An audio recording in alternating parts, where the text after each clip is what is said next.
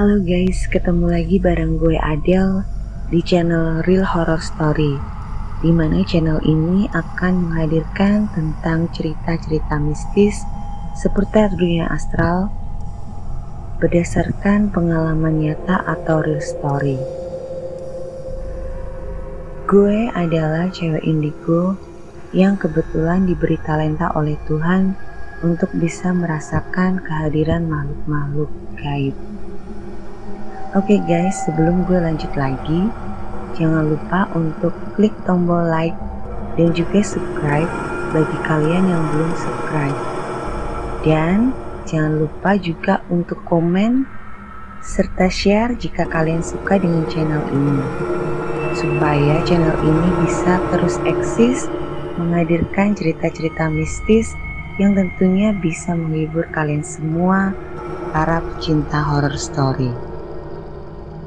Oke guys, gue lanjut lagi ceritanya ya. Cerita ini masih terjadi di rumah gue yang lama, yaitu rumah almarhum bokap gue. Dan waktu itu gue masih SD. Malam itu kira-kira jam 7 malam ya, gue sama kakak gue yang nomor 7 lagi mainan di kamarnya kakak gue yang nomor 6. Kan emang gue ini dari keluarga besar ya, jadi ada 8 bersaudara dan gue adalah anak ke-8 atau anak bungsu. Nah ceritanya gue sama kakak gue itu lagi kayak mainan salon-salonan gitu guys, jadi kayak nyanggung-nyanggung rambut gitulah, biasalah namanya juga anak kecil ya kan. Terus kakak gue ini lagi sanggul-sanggul rambutnya gitu, digulung-gulung, dinaikin ke atas. Terus sambil pegang rambutnya, dia ngadap ke kaca sambil menutup diri gitu lah. Terus ngeliatin ke arah gue, dia nanya, "Dek, aku cantik nggak?" Kata dia gitu. Terus maksud gue tuh mau jawab, iya cantik gitu kan. Cuman belum sampai gue jawab nih, tiba-tiba pandangan gue tuh kabur. Gue juga gak ngerti kenapa kok bisa jadi gak jelas gitu. Gue ngeliat kakak gue, jadi kayak ada kabut gitu. Sampai gue tuh sempat ucek-ucek mata, cuman masih tetap kabur guys. Dan itu terjadi kira-kira ya 1 menit atau 2 menitan lah ya. Terus pas gue bisa ngeliat lagi dengan jelas, gue lihat yang di depan gue itu udah bukan kakak gue guys, tapi yang gue lihat itu sosok perempuan. Dia pakai baju gaun ya, jadi dia pakai gaun mirip-mirip kayak gaun pengantin gitu, warna putih. Dia juga pakai kaos tangan, ya pokoknya mirip sama gaun pengantin gitu lah. Dan ini cewek emang benar-benar cantik banget, rambutnya panjang tapi agak dikuncir gitu dikit atasnya. Terus dia itu senyum ke gue. Nah gue kan jadi bingung kan, lah ini tuh siapa? Kok kakak gue jadi berubah jadi dia? Lah terus kakak gue di mana? Gue sampai mikir kayak gitu. Gue lihat ke arah perempuan itu, dan perempuan itu merentangkan tangannya guys, kayak posisi mau meluk gitu loh. Gue kan jadi takut kan, ya malum lah gue juga masih kecil gitu. Waktu itu gue kan gak ngerti tentang dunia astral ya, belum paham. Terus cewek itu maju, jadi dia mendekat ke arah gue gitu.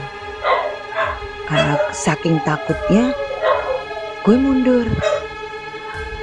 Semakin gue mundur, cewek itu juga terus maju. Cuman anehnya itu juga, kenapa gue gak kepikiran buat lari gitu. Gue cuma mundur aja sampai keluar dari pintu kamar. Nah kebetulan di depan pintu kamar itu kan ruang makan ya, ruang makan, dan di situ ada kursi.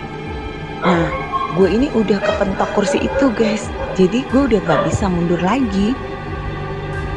Gue lihat cewek itu terus ngedeket ke arah gue, cuman dia sambil senyum sih, gak ada ekspresi yang menakutkan di wajahnya. Cuman ya tetep aja gue takut kan. Akhirnya karena gue gak bisa mundur lagi, gue teriak sekencang-kencangnya sampai bokap gue itu keluar dari kamar. Jadi ternyata nyokap gue itu sebenarnya lagi sholat, cuman karena mungkin mama gue ngedenger gue teriak, akhirnya mama gue keluar dari kamar terus langsung meluk gue. Nah kakak gue ini terus kan dimarah-marahin tuh sama nyokap kan, dipikirnya kakak gue ini gangguin gue gitu. Terus nyokap gue bilang, kamu ini loh sukanya gangguin adeknya, katanya gitu. Nah pas dipeluk mama gue kan sambil ngeliat ke arah kakak gue tuh, pandangan gue tuh kabur lagi guys. Jadi kayak tadi lagi, kayak ada kabut gitu. Itu juga cuman 1 menitan lah tuh. Terus habis itu mulai jelas lagi kan pandangan gue, dan itu udah berubah lagi. Jadi cewek itu udah gak ada, hilang, udah ganti jadi kakak gue lagi. Terus gue lihat ekspresi kakak gue itu bingung kan, karena posisinya dia kan dimarah-marahin nih sama nyokap gue. Jadi dia terus kayak bingung gitu kan. Dia sambil jawab, apa sih ma, aku gak ganggu apa-apa. Itu adik tiba-tiba teriak aja, gak jelas tadi gitu. Terus akhirnya nyokap gue ngajak gue ke kamarnya dia gitu. Sampai beberapa hari itu gue gak berani cerita apa yang gue lihat. Baru setelah ya beberapa hari kemudian deh, gue ceritain ke kakak gue itu kalau waktu malam itu gue mainan sama dia, gue tuh gak lihat dia, tapi ngelihat sosok yang lain gitu, yang sampai detik ini gue juga gak tahu dia itu siapa dan kenapa dia nyamperin gue. Nah itu tadi salah satu cerita yang ada di rumah gue yang lama.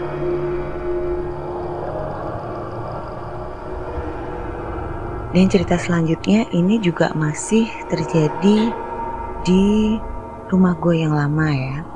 Tapi ini waktu gue masih kuliah.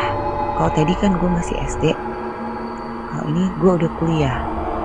Gue udah terjun di dunia entertain, udah jadi singer cafe ya, udah jadi singer band. Nah malam itu kan emang gue habis perform, jadi gue balik ke rumah kira-kira jam 1:30 lah, karena kalau gue perform itu kan dari jam 10 sampai jam 1 malam. Jadi paling enggak gue nyampe rumah itu sekitar 1:30 atau jam 2-an lah. Gue habis bersihin makeup nih guys. Kan kalau habis perform gitu, gue mau tidur kan pasti gue bersihin makeup.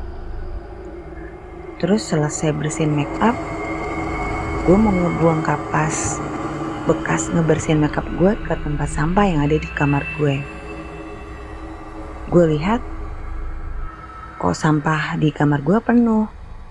Jadi gue kepikiran buat ngebuang sampah-sampah itu di tempat sampah yang ada di luar, biar yang ada di kamar gue gak terlalu penuh. Jadi gue plastikin gitu kan, emang udah ada plastiknya sih, gue iket kan plastiknya, terus gue bawa keluar. Tempat sampah yang besar yang di rumah gue itu kan ada di lengkong kanan rumah gue. Sebenarnya gue kalau mau keluar ke sana bisa sih lewat pintu samping, cuman waktu itu gue keluarnya lewat pintu depan atau pintu utama. Nah malam itu emang suasananya tuh agak agak-agak aneh gitu ya, agak-agak serem karena malam itu juga hujan, mendung, gerimis udah mulai gerimis, anginnya juga agak kenceng.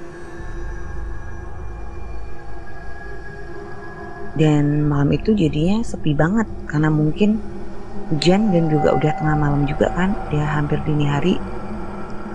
Terus gue keluar ke arah samping rumah ya, mau buang sampah. Gue lihat tetangga gue depan yang nenek-nenek yang waktu di episode pertama gue ceritain kak gue nitip kunci ke dia. Nah, gue lihat nenek-nenek itu berdiri di samping teras rumah dia. Jadi samping teras rumah dia itu kan ada jemuran. Dia berdiri di situ, cuman posisinya ngebelakangin gue. Jadi dia ngelihat ke arah tembok rumah dia sambil berdiri di situ gitu. Rambutnya tuh digerein guys. Rambut si nenek ini kan panjang, cuman warnanya putih. Jadi gue lihat tuh rambutnya digerein. Dia berdiri di situ.